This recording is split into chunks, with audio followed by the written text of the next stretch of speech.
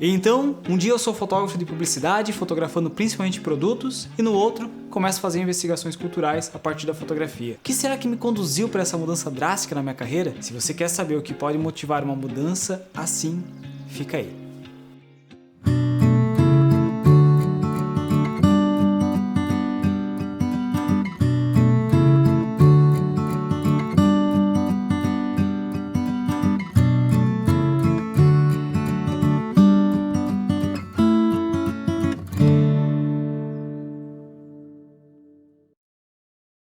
Olá pessoal, estamos voltando ativa aqui no canal, depois de um período de recesso por conta do nascimento do Francisco, meu filho.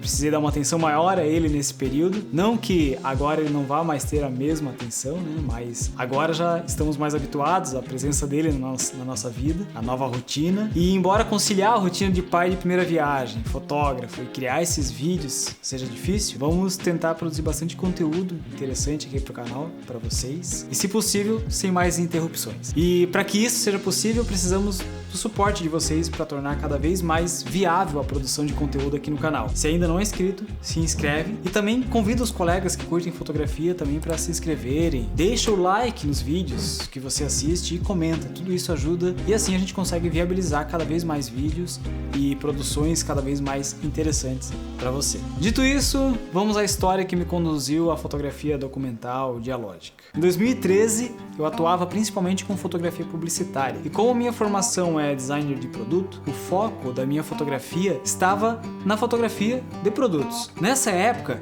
eu também havia recém concluído a pós-graduação em fotografia, mas mesmo na pós, o foco dos meus estudos estavam na fotografia publicitária. Nesse ano, 2013, eu fui convidado por um amigo para participar de uma cavalgada na região da Coxilha Rica, que fica na Serra Catarinense entre os municípios de Capão Alto, Painel e principalmente Lages, que é a maior cidade em extensão territorial de Santa Catarina. Nessa região da Coxilha Rica existem grandes fazendas com casarões do período colonial e algo muito interessante, que são os caminhos de taipa.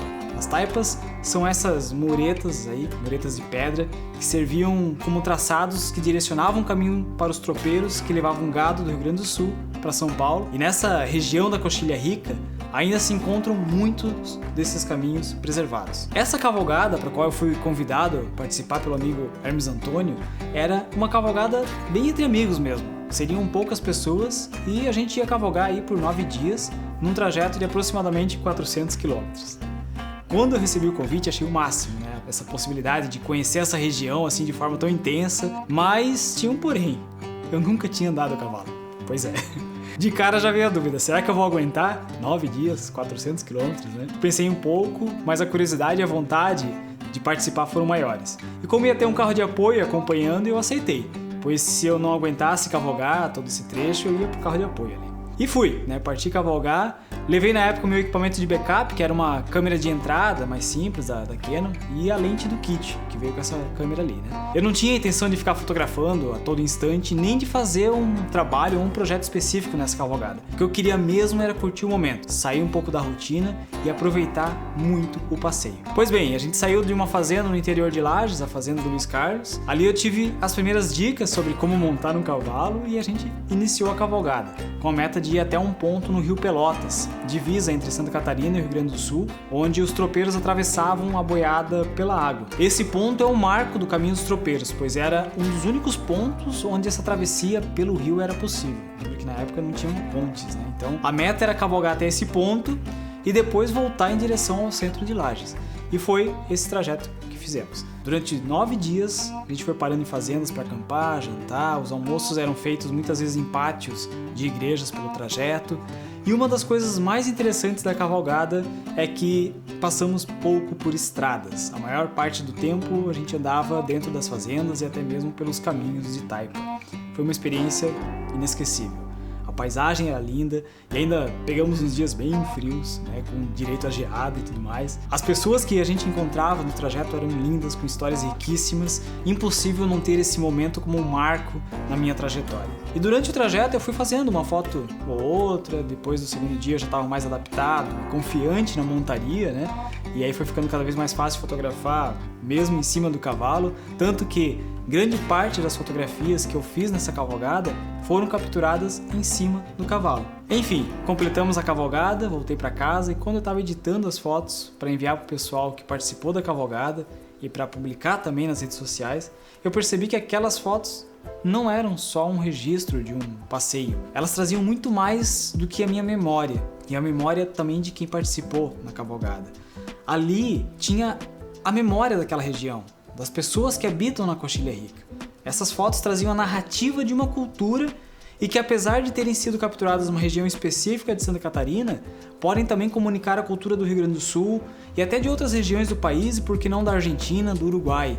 Afinal, a cultura tropeira não é específica da Coxilha Rica. E foi nesse momento que eu editava essas fotos que a fotografia passou a ter outro significado para mim. Eu já conhecia e admirava o trabalho de fotógrafos como Sebastião Salgado, Miguel Rio Branco, João Roberto Ripper, e eu já percebia na fotografia deles algo muito mais profundo do que nas fotos que eu fazia de produtos. Mas fazer fotos que dialogam com uma história, ou múltiplas histórias, com uma cultura, estar no papel do fotógrafo documental me fez perceber um outro valor na fotografia que não é mensurado em cachê. E esse potencial da fotografia em ser um vetor cultural, um instrumento, uma ferramenta da narrativa histórica e cultural me fez mudar o foco da minha fotografia a partir dessa cavalgada. Aos poucos eu fui largando a fotografia de produtos, focando mais em fotografia de pessoas, e isso seja em ensaios pessoais, na moda, mas mesmo que ainda no meio comercial, não que a arte não seja comercial, mas essa é uma discussão para um outro vídeo, mesmo no meio comercial eu busco até hoje enfatizar uma narrativa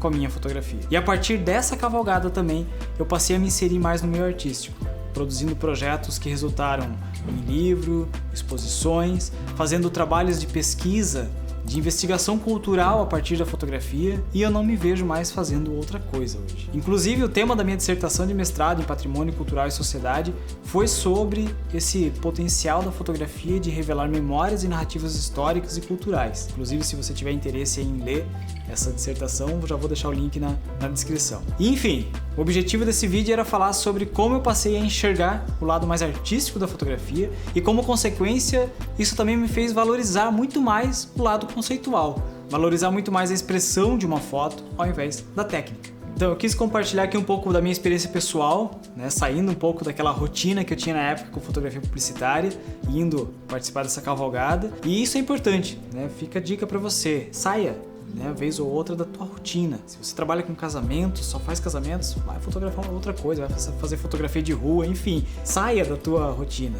Assim como foi para mim essa experiência de sair do estúdio para ir participar de uma cavalgada e mudou completamente, talvez não mude completamente, para você não dê toda essa guinada, talvez essa nem seja a sua intenção, mas pode ser que mude uma outra concepção para você em relação à fotografia. E se você tiver também uma experiência pessoal que transformou a tua carreira, deixa aí nos comentários, é legal a gente compartilhar entre a galera aí, para saber da importância mesmo dessas experiências. E é isso. Espero que você tenha curtido esse tipo de conteúdo. Deixa aí teus comentários para a gente saber também da tua opinião. Espero que você tenha gostado do conteúdo desse vídeo e, se gostou, compartilhe com teus colegas que também amam fotografia. A tua curtida no vídeo também é muito importante para que o YouTube entenda esse vídeo como relevante e apresente ele para mais pessoas. Não esquece também de ativar as notificações para não perder nenhum conteúdo.